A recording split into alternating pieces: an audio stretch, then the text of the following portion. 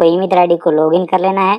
बाकी एसएसओ से आप किस तरह से फॉर्म भर सकते हैं उसके बारे में भी वीडियो के लास्ट में बात करेंगे, तो वीडियो में अंत तक बने रहिए। तो चलिए सबसे पहले यहाँ पर यूटिलिटी सर्विस का चुनाव करते हैं। यूटिलिटी सर्विस में आपको सर्च करना है DCE लिख के जैसे ही आप सर्च करेंगे आपके सामने यहाँ पर ऑनलाइन प्रवेश फॉर्म की एक सर्विस आ जाएगी। आपको इसी सर्विस का चुनाव करना है। उसके बाद थर्ड पार्टी पोर्टल के लिए ओके करेंगे। अब यहाँ पर आपके सामने इस तरह का इंटरफेस आ जाएगा। यहाँ पर ऑनलाइन फॉर्म भरने से संबंधित इंस्ट्रक्शन दी हुई है। इसी के साथ अगर आप महाविद्यालयों की सूची देखना चाहते हैं तो वो भी यहाँ पर देख सकते हैं। इसके अलावा भी बहुत सारे ऑप्शन दिए हुए हैं, लेकिन अगर आप ऑनलाइन आवेदन करना चाहते हैं तो यहाँ पर आवेदन हेतु क्लिक करें का जो ऑप्शन आ रहा है, इस ऑप्शन पे आपको क्लिक करना है। अब यहाँ पर आपको सबसे पहले उस जिले का चुनाव करना है जिस जिले के कॉलेज में आप एडमिशन लेना चाहते हैं। उदाहरण के लिए मान लीजिए हम यहाँ पर एक जिला चुन लेते हैं, जैसे हम यहाँ पर श्री गंगानगर सेलेक्ट कर लेते हैं। तो यहाँ पर जैसे ही आप वो जिला सेलेक्ट करेंगे तो उस जिले में जितनी भी गवर्नमेंट कॉलेज होगी वो सभी आपके सामने आ जाएगी। तो जिस भी कॉलेज में आप एडमिशन लेना चाहते हैं उस कॉलेज को यहाँ से आप सिलेक्ट कर लेंगे। उदाहरण के लिए मान लीजिए हम यहाँ पर एक कॉलेज सेलेक्ट कर लेते हैं।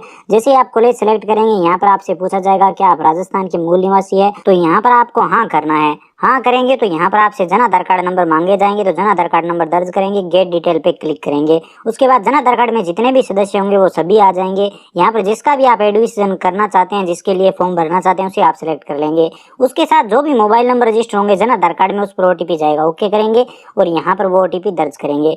OTP दर्ज करेंगे और वेरीफाई OTP पे क्लिक करेंगे। OTP वेरीफाई होते ही आपसे पूछा जाएगा कि 12th क्लास आपने कौन से बोर्ड से की है, यानी कि स्टूडेंट ने कौन से बोर्ड से की है। तो यहाँ पर अगर राजस्थान से बोर्ड से की है तो यहाँ पर पहला ऑप्शन सिलेक्ट कर लेंगे, नहीं तो आप कोई अदर बोर्ड यहाँ पर सिलेक्ट कर सकते हैं।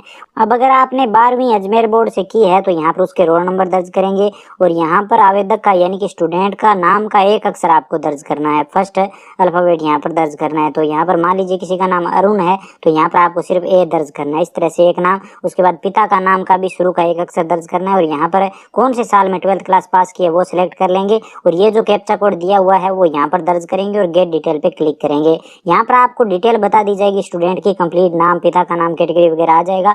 तो यहाँ पर चेक कर लेंगे, अगर स्टूडेंट की डिटेल सही है तो यस करेंगे। कैटेगरी यहाँ पर गलत आ सकती है तो इससे आपको घबराना नहीं है। उसके बाद सारी डिटेल यहाँ पर ऑटोमेटिक आ जाती है, कुछ भी आपको दर्ज करने की जरूरत नहीं होगी। ज्यादातर डिटेल जन आधार कार्ड से आ जाएगी। Mobile number, date of birth वगैरह अगर कुछ गलत आती है तो वो यहाँ पर आप चेंज कर सकते हैं, इसमें आपको कोई भी दिक्कत नहीं आएगी। इसी के साथ यहाँ पर आपको एक ईमेल आईडी दर्ज करनी होगी। तो अगर स्टूडेंट की खुद की ईमेल आईडी है तो वो दर्ज कर सकते हैं, नहीं तो माता पिता की ईमेल आईडी लगा सकते हैं। उसके बाद वोटर आईडी ऑप्शनल है, आप चाहें तो दे सकते हैं, नहीं कोई जरूरी नहीं है। उसके बाद यहाँ पर आधार नंबर ऑटोमेटिक आ जाते हैं, Jan Aadhaar card number Jan Aadhaar card से आ जाते हैं। सारी डिटेल यहाँ पर लगभग ऑटोमेटिक आ जाती है। कैटेगरी यहाँ पर आपकी गलत आपको दिखाई दे सकती है तो सही कास्ट कैटेगरी यहाँ पर सिलेक्ट कर लेंगे, OBC, SC, ST, जनरल जो भी आपकी कैटेगरी है। अगर आप OBC से संबंधित हो तो आपसे यहाँ पर पूछा जाएगा क्या आप क्रीमी लेयर से संबंधित है, यानी कि अगर आपकी परिवार की वार्षिक आय 8 लाख से ज्यादा है तो आप यहाँ पर यस कर सकते हो, नहीं तो आपको नो करना है। लेकिन अगर आप जनरल कैटेगरी से हो तो यहाँ पर EWS कैटेगरी के बारे में पूछा जा सकता है। उसके बाद यहाँ पर आपको कास्ट सर्टिफिकेट देना होगा, यानी कि आपका जो जाति प्रमाण पत्र है वो कब जारी हुआ है उसकी डेट आपको जाति प्रमाण पत्र पर देखनी होगी और वहाँ पर यहाँ पर वो डेट लगानी होगी, वो डेट लगा दीजिए। उसके बाद क्या कास्ट है OBC में वो यहाँ पर आपको बतानी होगी। तो अगर इनमें से कास्ट है तो ठीक है, नहीं तो आप यहाँ पर अदर सेलेक्ट कर लेंगे।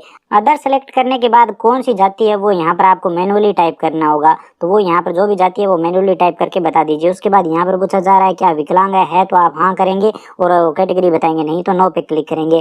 अगर आप माइनॉरिटी से संबंधित है तो यहाँ पर आप यस कर सकते हैं, नहीं तो यहाँ पर भी आपको नो करना है। यहाँ पर नो करने के बाद अगर आपके पति या फिर पिता वगैरह या फिर आप खुद या पत्नी अगर राजस्थान पुलिस वगैरह में है तो यहाँ पर आप यस कर सकते हो, नहीं तो आपको यहाँ पर नो करना है। एक एक डिटेल को यहाँ पर आपको ध्यान से पढ़ना है और यस या नो में यहाँ पर आपको जवाब देना है। तो चलिए यहाँ पर नो कर देते हैं। उसके बाद अगर आपका परिवार BPL परिवार है, BPL कैटेगरी में है तो यस करेंगे, नहीं तो नो करेंगे। इसी के साथ अगर यहाँ पर आप कश्मीरी पंडित से संबंधित है तो यहाँ पर यस करेंगे, नहीं तो आप नो करेंगे।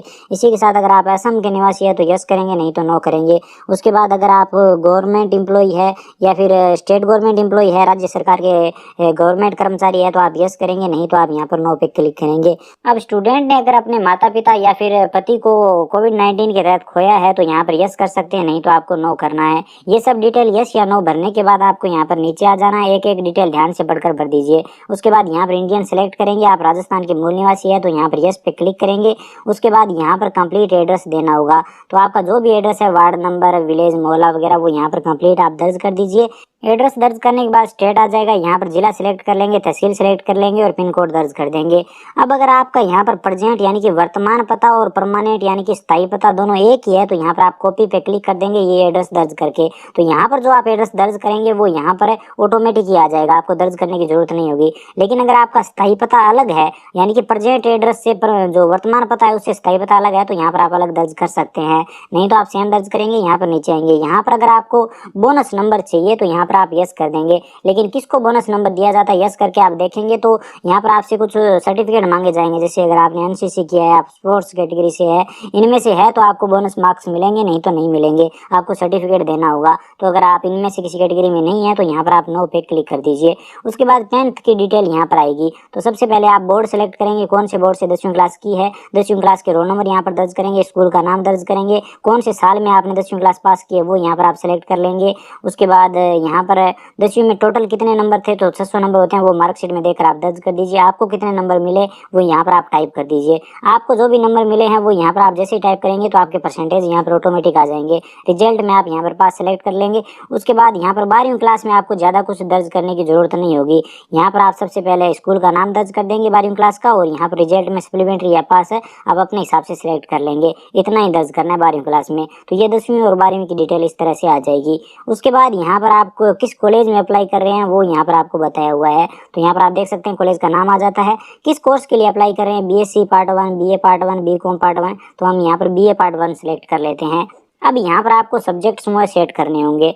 सब्जेक्ट समूह में यानी कि जो भी आप सब्जेक्ट लेना चाहते हैं उनके यहाँ पर आपको कॉम्बिनेशन बनाने होंगे, यानी कि आपको एक एक समूह बनाने होंगे। तो यहाँ पर ध्यान रखना है कि एक ग्रुप में सिर्फ आप एक ही सब्जेक्ट का चुनाव कर सकते हैं और इसी के साथ अधिकतम आप 3 समूह बना सकते हैं, कम से कम 3 समूह और अधिकतम आप 7 समूह बना सकते हैं। तो यहाँ पर वो आप सब पढ़ लीजिए। उसके बाद चलिए मैं आपको बता देता हूँ कैसे बनाना है।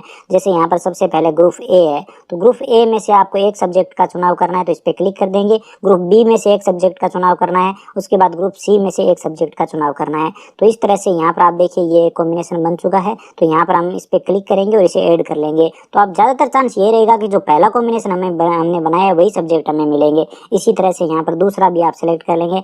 दूसरे में हम हिस्ट्री ले लेते हैं और एक सब्जेक्ट जियोग्राफी ले लेते हैं और एक और यहाँ पर हम चलिए यहाँ पर ये वाला ले लेते हैं। तो इस तरह से हमारा दूसरा कॉम्बिनेशन बन गया, तो इसे भी सिलेक्ट कर लेंगे और ऐड कर लेंगे। इसी तरह से हम यहाँ पर चलिए तीसरा कॉम्बिनेशन भी ऐड कर लेते हैं। तो यहाँ पर कहने का मतलब ये है कि कॉलेज के हिसाब से ये ग्रुप बनाए हुए होते हैं। अब कई लोग कह सकते हैं कि हमें पॉलिटिकल और हिस्ट्री दोनों चाहिए, तो ऐसा नहीं हो सकता। इस कॉलेज में आपको कॉलेज चेंज करना होगा। इस कॉलेज में अगर इसी तरीके से दिया जा रहा है, ये कॉलेज के हिसाब से होते हैं। कई कॉलेजों में आपको पॉलिटिकल और हिस्ट्री एक साथ मिल जाएंगे, लेकिन इसमें नहीं मिलेंगे। इसमें आपको या तो हिस्ट्री लेना होगा या फिर पॉलिटिकल। इसी तरीके से या तो आपको हिंदी साहित्य लेना होगा या जियोग्राफी। इस कॉलेज की मैं बात कर रहा हूँ जो यहाँ पर दिखाए जा रहे हैं। तो एक ग्रुप में से कहने का मतलब ये है कि एक सब्जेक्ट का चुनाव कर सकते हैं और इस तरह से आपको कॉम्बिनेशन बनाने होंगे। ये कॉम्बिनेशन हर कॉलेज में अलग अलग बनते हैं। मैं बता चुका हूँ कि पॉलिटिकल और हिस्ट्री उदाहरण के लिए आप मान लीजिए कई कॉलेजों में एक साथ भी आपको मिल जाएंगे और कई कॉलेजों में आपको यहाँ पर अलग अलग मिलेंगे, यानी कि दोनों में से आपको एक को चुनना होगा। तो ये अलग अलग कॉलेज में होते हैं, तो वो आप अपने हिसाब से यहाँ पर सिलेक्ट कर लीजिए। इस कॉलेज में मान लीजिए आप एडमिशन ले रहे हैं तो आपको इसी तरीके से चुनने होंगे, आप अपने हिसाब से कॉम्बिनेशन नहीं बना सकते। तो यहाँ पर हमने 3 कॉम्बिनेशन बना लिए हैं। उसके बाद यहाँ पर नीचे आएंगे, यहाँ पर आपको अपने पेरेंट्स या फिर गार्जियन की डिटेल देनी है। तो अगर बच्चे के माता पिता है तो यहाँ पर आप पेरेंट्स सेलेक्ट करेंगे। अब स्टूडेंट के माता पिता काम क्या करते हैं वो यहाँ पर बताना होगा। तो अगर खेती करते हैं तो एग्रीकल्चर सेलेक्ट कर लेंगे। अगर कोई गवर्नमेंट कर्मचारी है तो वो यहाँ पर आप अपने हिसाब से इनमें से देखकर वो सेलेक्ट कर सकते हैं। उनका कंप्लीट एड्रेस दर्ज करेंगे, उनके मोबाइल नंबर दर्ज करेंगे, लैंडलाइन नंबर है तो वो भी आप यहाँ पर दर्ज कर सकते हैं। उनकी 2021-22 की इनकम कितनी है वो यहाँ पर बताएंगे। अगर वो टैक्स नहीं भरते तो non tax income tax payer यहाँ पर आप सेलेक्ट कर लेंगे। तो इस तरह से यहाँ पर आपको ये डिटेल दर्ज कर देनी है। उसके बाद स्टूडेंट की यहाँ पर एक इंश्योरेंस पॉलिसी बनती है, तो उसका नॉमिनी आप किसे बनाना चाहते हैं, पिता को या फिर माता को, वो आप अपने हिसाब से यहाँ पर सिलेक्ट कर लीजिए। उसके बाद यहाँ पर कुछ कॉलेज की अदर एक्टिविटी है, तो इनमें से आप कौन सी को प्रायोरिटी देना चाहते हैं। पहले आपको अगर ये एक्टिविटी करने का मौका मिले तो कौन सी आप लेंगे, तो आप अपने हिसाब से यहाँ पर सिलेक्ट कर लीजिए। एनसीसी इस तरह से फर्स्ट सेकंड थर्ड आप अपने हिसाब से सिलेक्ट कर लीजिए। इनसे ज़्यादा कुछ भी फ़र्क नहीं पड़ता है, तो आप जैसे चाहें वैसे सेलेक्ट कर सकते हैं। तो अगर एक्टिविटी में आप भाग लेना चाहते हैं तो वो आप अपने हिसाब से सिलेक्ट कर लीजिए। उसके बाद अगर आपको पब्लिक ट्रांसपोर्ट में कंसेशन चाहिए तो यस करेंगे। उसके बाद अगर आपको स्किल डेवलपमेंट के लिए आपको कोई डिप्लोमा अगर फ्री में करवाया जाता है और अगर आप इसमें इंटरेस्टेड है तो यहाँ पर आप यस करेंगे। इसी तरीके से यहाँ पर आप पढ़कर इनको यस या नो में सेलेक्ट कर लीजिए। अब इन पॉइंट में से आप किसी को भी यस या नो सेलेक्ट करें, कोई फर्क नहीं पड़ता। अगर आपका इनमें इंटरेस्ट है तो आप यहाँ पर यस सेलेक्ट कर सकते हैं, नहीं तो आप नो पे क्लिक कर सकते हैं। जैसे कि यहाँ पर एक एक बार पूछा जा रहा है कि अगर आप कोई अतिरिक्त कोर्स आपको मौका दिया जाए तो आप करना चाहेंगे या नहीं, इस तरह के यहाँ पर क्वेश्चन पूछे जा रहे हैं। तो आप यस या नो में सिलेक्ट कर लीजिए, कोई दिक्कत नहीं आएगी। अगर आपको सही लगता है तो यस कर दीजिए, नहीं तो नो आप यहाँ पर कर सकते हैं। यहाँ पर अगर आप सभी में नो करते हैं तो भी कोई दिक्कत नहीं है, और फ्री में दिया जा रहा है तो अगर सभी में यस करते हैं तो भी कोई दिक्कत आपको नहीं है। उसके बाद यहाँ पर bank detail Jan Aadhaar card से ऑटोमेटिक आ जाती है, तो बैंक अकाउंट को कंफर्म कर लीजिए, सारी डिटेल चेक कर लीजिए। अगर सारी डिटेल सही है तो कोई दिक्कत नहीं है। यहाँ पर डिटेल को चेक करने के बाद डॉक्यूमेंट अपलोड करने होंगे। एक पासपोर्ट साइज फोटो अपलोड करना होगा, एक स्टूडेंट का सिग्नेचर अपलोड करना होगा, और एक बैंक डायरी, जो यहाँ पर बैंक अकाउंट नंबर लगे हुए हैं वो बैंक डायरी, और यहाँ पर एक जाति प्रमाण पत्र अपलोड करना होगा। तो ये डॉक्यूमेंट अपलोड होंगे। तो अभी एक एक करके डॉक्यूमेंट अपलोड करेंगे, चेकबॉक्स पे क्लिक करेंगे और सबमिट पे क्लिक करेंगे।